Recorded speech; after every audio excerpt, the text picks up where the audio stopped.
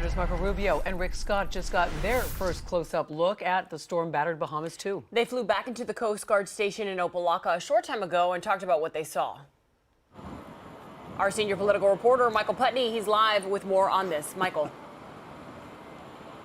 And Nicole and Christy, Governor Ron DeSantis was also on this Coast Guard-sponsored day trip to the Bahamas. He got back to the station, air station, Opelika for the Coast Guard, turned around, flew right back to Tallahassee. Senators Marco Rubio and Rick Scott told us the situation they saw in the Bahamas is growing more and more desperate. Senators Marco Rubio and Rick Scott flew back to Opelika this afternoon after a quick trip to the storm-ravaged Bahamas. But Abaco in particular has been wide. I mean, it didn't look like a storm, it looked like a bomb went off. You look out there and your heart goes out to these families. I mean, you got all that destruction.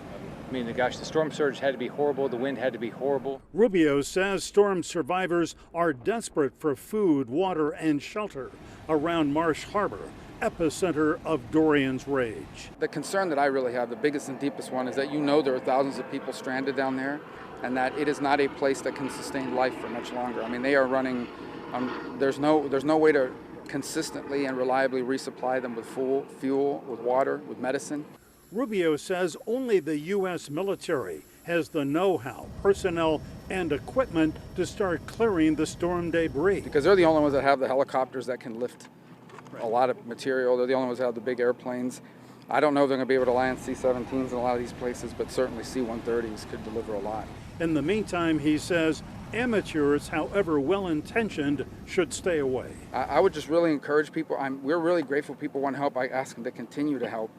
But we've got to figure out a way to deliver all the stuff that they're collecting and then get it distributed. And until you get roads open and airports functioning and the seaports functioning, there's no real way to do it. We also spoke today with the Consul General of the Bahamas and Miami, Linda Mackey, a really lovely person. She says they are working hard over there to create a distribution network to get these supplies out to the people in desperate need. And Consul General Mackey will be our guest on Sunday morning. Glenn Moberg and I will be talking with her on This Week in South Florida, 11:30 Sunday morning. Hope you can join us. For now, we are live in Opelika. Michael Putney, Local 10 News. All right, thank you, Michael.